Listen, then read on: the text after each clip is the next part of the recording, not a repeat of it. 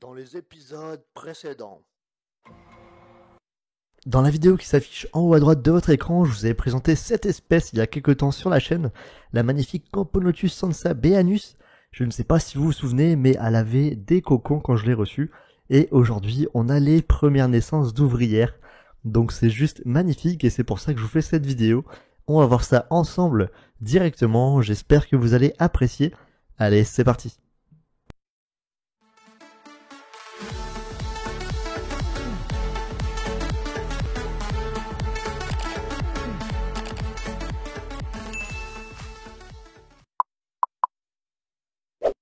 Like, partage, abonne-toi.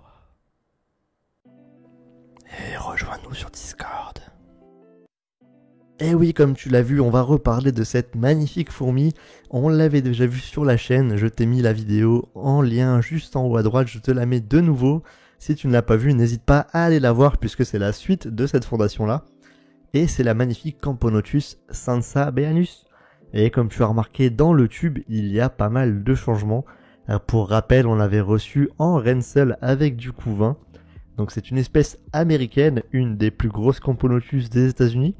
On l'avait reçu avec des cocons et un peu de couvain. Et aujourd'hui, comme tu peux le voir, eh bien ça a bien évolué puisqu'elle a ses premières ouvrières. Donc voilà, on va voir ça ensemble, on va zoomer un peu sur elles histoire de voir comment elles sont. Mais comme tu le vois, la reine déjà à première vue est magnifique, hein. Elle est quand même assez grosse puisqu'elle fait 15 mm. Donc c'est une belle Camponotus franchement qui est pas mal. Et comme tu le vois, les ouvrières sont plutôt jolies. Elles sont assez jaunes, claires, donc c'est vraiment sympa. Et ça contraste vraiment avec la reine. Au niveau des colorations, on passe vraiment du foncé au clair, donc c'est vraiment sympa à voir. Comme tu vois, la reine a plusieurs couleurs, hein. Elle est plutôt noire brillante sur le haut du corps. Et elle est un peu caramel noir également sur le gastre, avec des petites lignes, donc c'est plutôt sympa à observer. Franchement, c'est une super belle espèce que j'ai découvert là. Et comme tu le vois, les ouvrières aussi ont une particularité, c'est qu'elles sont jaunes, sauf qu'elles ont leur tête qui est plutôt marron. Donc je pense que dans le futur, hein, les futures générations d'ouvrières auront vraiment cette bicolorité, je pense, entre leur corps et leur tête et leur bout de gastre. Puisqu'on le voit sur cette première génération, le bout du gastre également est foncé. Donc je pense qu'à l'avenir, les futures ouvrières seront bien prononcées au niveau coloration.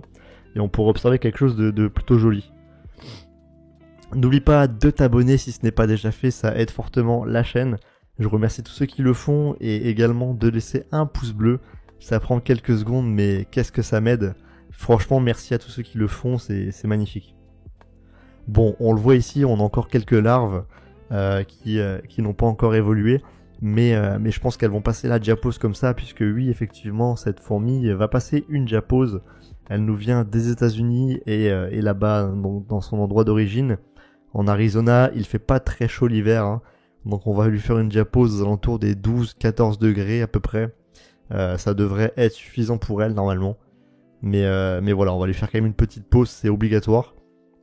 Sachant que voilà, les températures là-bas sont pas très hautes, j'ai vérifié, hein, donc voilà, pour le bien de la gine, on va faire ça. Et dans tous les cas, comme vous l'avez vu, elle n'a pas répondu, hein, donc c'est un peu un signe également que la diapause est bénéfique pour elle et qu'elle la demande. Voilà, donc elle va finir dans la cave à vin avec les autres en diapause. Bon, c'est cool, c'est que déjà, elle ne fera pas la diapause seule, elle a 4 ouvrières, donc c'est vraiment sympa. Et j'espère qu'on n'aura pas de perte pendant cette diapause et qu'on va les retrouver à la fin, hein, ça serait vraiment cool, comme ça on pourrait repartir vraiment sur de bonnes bases avec 4 ouvrières. On serait vraiment plutôt serein.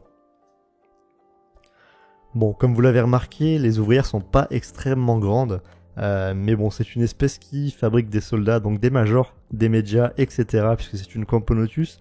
Donc normalement, à l'avenir, on devrait avoir des fourmis beaucoup plus grandes, des majors qui sont aussi grandes que la reine. Et voilà, on devrait voir, je pense, une belle observation avec cette espèce-là. En tout cas, c'est une fourmi américaine que je voulais depuis un petit moment. Je sais pas ce que vous en pensez, vous, de la coloration, mais moi je la trouve vraiment cool. Ça change un peu de ce qu'on a l'habitude de voir, parce que généralement, des reines comme ça bicolores, il y en a très peu. Ou alors c'est pas aussi prononcé, là c'est vraiment prononcé, on voit bien la différence de coloration. Donc c'est toujours intéressant à observer. Et puis si je peux vous faire découvrir d'autres espèces, c'est avec grand plaisir. Parce que voilà, on n'a pas forcément l'habitude de la voir sur YouTube, celle-ci. J'ai vu quelques vidéos sur elle, mais vraiment très peu. Donc voilà, je me suis dit que c'était l'occasion de vous la montrer. Elle en vaut vraiment le détour pour moi, enfin voilà. Dites-moi vos commentaires, je suis pressé de savoir, de vous lire un peu, de voir ce que vous en pensez. De toute façon, moi, vous savez que les Camponotus comme ça, bicolores un peu avec les ouvrières jaunes, hein, c'est vraiment mon petit péché mignon. J'adore les ouvrières assez claires, donc voilà, celle-ci, elle rentre parfaitement dans le cadre.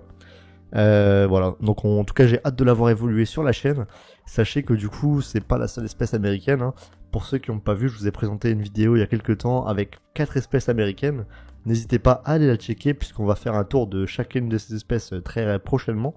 Elles ont pas mal évolué, donc on va voir un peu ce que ça donne. J'espère que vous aimerez les vidéos. En tous les cas, moi ça me fait plaisir de vous montrer tout ça puisque ça évolue bien. Et quand c'est bien, il faut le dire, hein. Donc voilà. En tout cas, voilà, pour cette vidéo, je pense que ça va être tout pour moi. Vous voyez hein, cette petite ouvrière ici qui se nourrit, je leur ai mis du liquide sucré. Voilà, elles apprécient vraiment ça.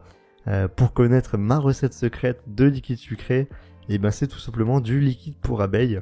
Pour ceux qui ne connaissent pas, c'est simplement du liquide pour abeilles que j'achète sur internet. Et je ne le dilue pas, je ne le mélange pas, je ne le coupe pas. Je leur mets vraiment ça nature. Et je peux vous dire que chacune de mes colonies adore. Avant c'était assez compliqué de leur faire manger du liquide sucré. Il y a certaines qui aimaient et d'autres non. C'était plutôt compliqué et en fait j'ai parlé avec un ami qui m'a conseillé ça et franchement c'est révolutionnaire. Depuis que j'utilise ce liquide pour abeilles, il y a vraiment toutes mes colonies et fondations qui se jettent vraiment sur la nourriture, hein. C'est vraiment dingue. Elles apprécient énormément ce liquide. Donc voilà, je reste là-dessus, sachant qu'en plus c'est un gros bidon, donc le bidon ça va faire plus d'1 an que je l'ai. Et il a pas encore passé le seuil de la moitié, donc voilà, ça dure très longtemps. Et voilà, c'est assez économique je trouve. Et en plus vous avez un super gain de temps, puisque vous n'avez pas besoin du coup de faire le mélange de liquide sucré à chaque fois. Là vous l'avez déjà tout prêt. Alors bien évidemment j'essaye de varier des fois en changeant de liquide, mais généralement c'est vraiment celui-ci qu'elle préfère et les autres, voilà, elle n'y touche pas plus que ça. Bon, dans tous les cas, j'espère que la vidéo vous a plu, ça va être tout pour moi. On se revoit très prochainement sur la chaîne, portez-vous bien, ciao à tous.